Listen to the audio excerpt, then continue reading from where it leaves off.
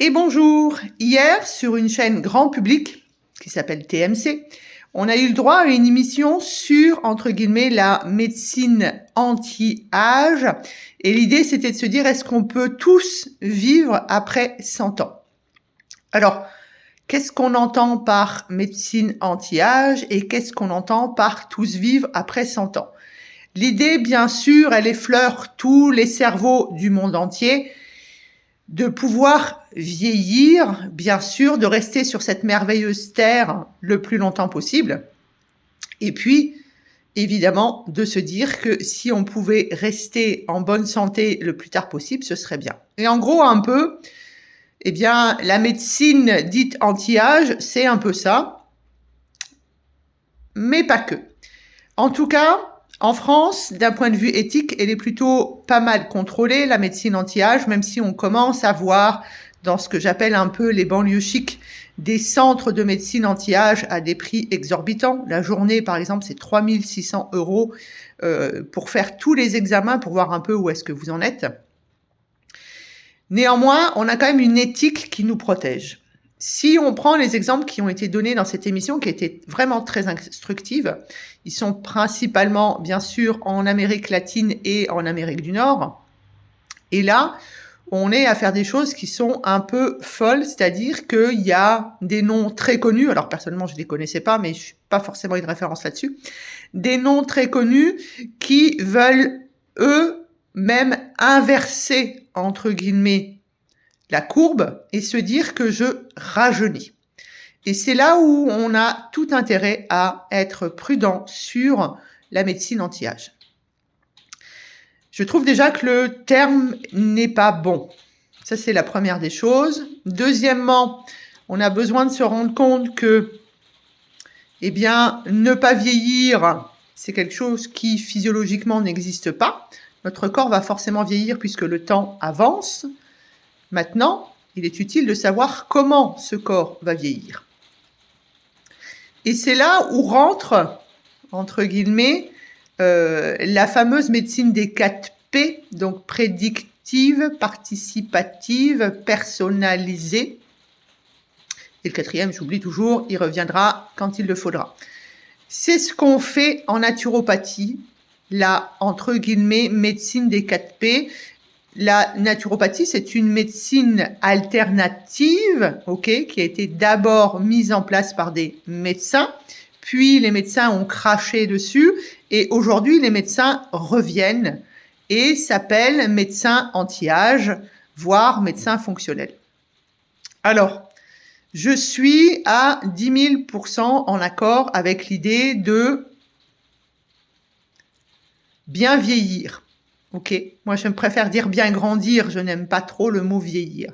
Donc bien grandir et surtout rester en pleine santé. Eh bien c'est quelque chose qu'on fait facilement dans un cabinet de naturopathe. Alors de naturopathe bien formé, bien sûr, vous vous souvenez, ça j'insiste là-dessus. On n'est pas dans le New Age, on n'est pas dans le gourou, etc., etc. L'idée c'est d'être vraiment dans une base scientifique.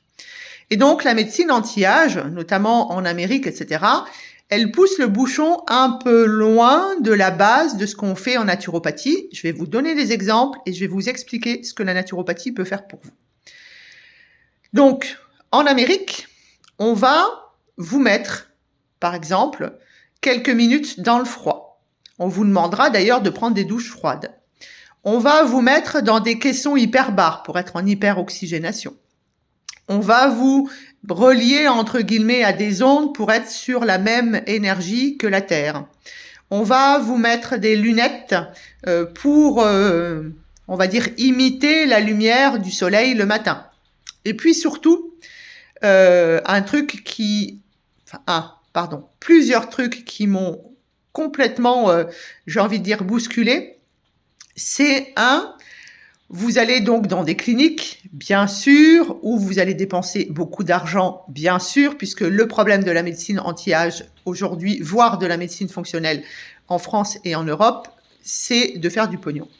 Donc, vous allez dans une clinique où on va vous mettre sur le visage et le cou du sperme de saumon. Alors, ça veut dire que d'un point de vue éthique, on va tuer des saumons pour récupérer leur sperme. Je ne sais pas si vous vous imaginez de ce qu'on fait subir au monde animal. Ensuite, on sait que le saumon, c'est un animal qui est en haut de chaîne et qui donc va être plein de métaux lourds, de perturbateurs endocriniens, d'hormones, d'antibiotiques, voire même tous ceux qui viennent un peu de Norvège, etc. C'est malheureusement des poissons qui sont sous antidépresseurs. Et donc, on récupère leur sperme et on vous met ça sur le visage en vous disant « Oh, ça va vous tendre la peau ». Donc ça, c'est le premier truc.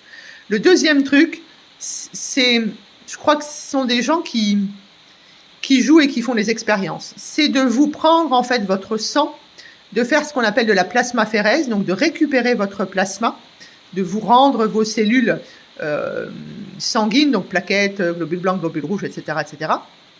Et puis, on va vous réinjecter ce plasma. Donc, on le nettoie, on le passe dans la machine et on vous le réinjecte. Je ne sais pas si le monde médical ou paramédical se rend compte de ce que ça fait, entre guillemets, alors on va dire à notre identité, mais physiologiquement, ce que vous faites à votre corps lorsque vous enlevez le plasma, lorsque vous le nettoyez et lorsque, entre guillemets, vous allez vous le remettre.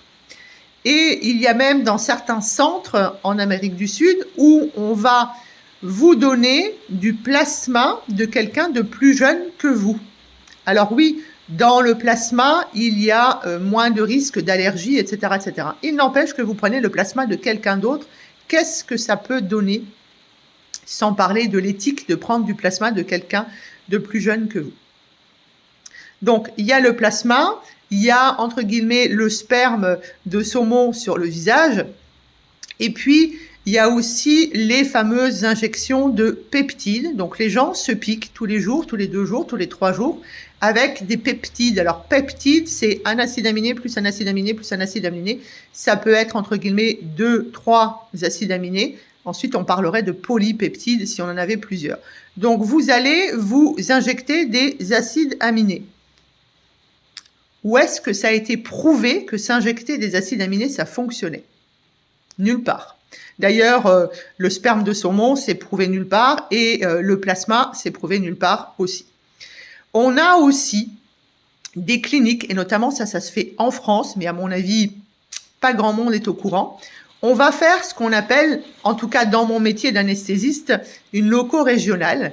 Donc chez les gens qui sont stressés, sous, comment on peut dire ça, supervision d'une échographie, on va venir vous injecter ici, au niveau des nerfs, un produit qui va vous endormir la moitié de la face. Ok, ça c'est les effets secondaires, mais qui va permettre à votre nerf vague, à votre cerveau, à votre système nerveux de naturellement ralentir. Donc on prend des risques, on vous injecte un produit. Okay. Ça commence à faire beaucoup, n'est-ce pas, pour la fameuse médecine anti-âge.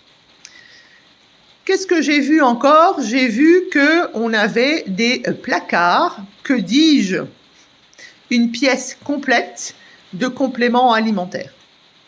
Et puis évidemment, il y a l'activité physique à fond, à fond, à fond. C'est donc les 3/4 du temps des gens qui n'ont pas de problème d'argent et qui ne travaillent pas ou, comme on l'a vu, sont plutôt des influenceurs.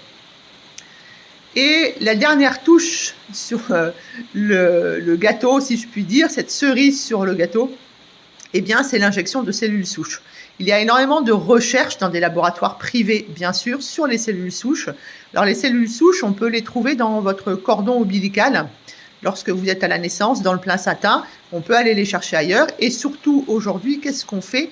On va avoir tendance plutôt à les faire grandir, les élever en laboratoire.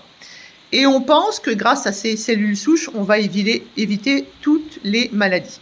Voilà ce que c'est que la médecine anti-âge. Ça, c'est ce que moi je trouve débordant et d'un point de vue éthique, pas raisonnable du tout. Surtout, comme je vous le disais, qu'on a, je vais dire, pas du tout ou très peu d'études sur les bienfaits de toutes ces techniques.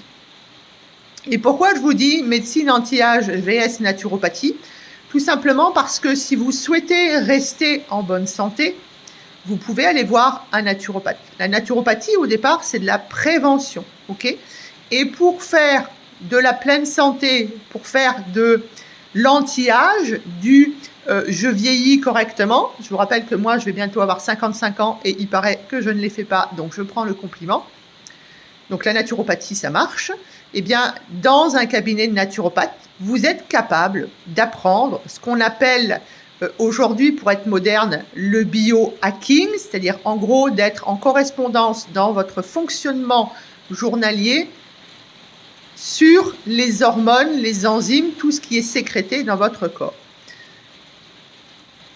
La naturopathie vous accompagne aussi sur l'alimentation, et notamment, on rappelait hier par le biais d'un étudiant en pharmacie. Alors je ne sais pas comment il fait, parce qu'il réussit à faire tout son biohacking, son sport, sa bouffe, etc., tout en faisant ses études de pharmacie.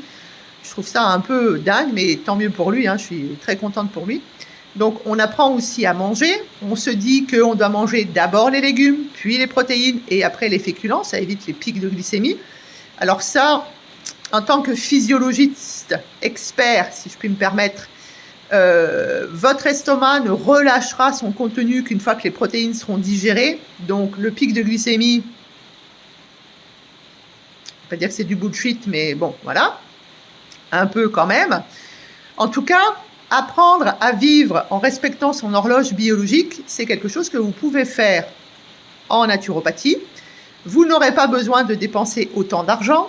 Vous ne serez pas un cobaye sur lequel on va faire des expériences.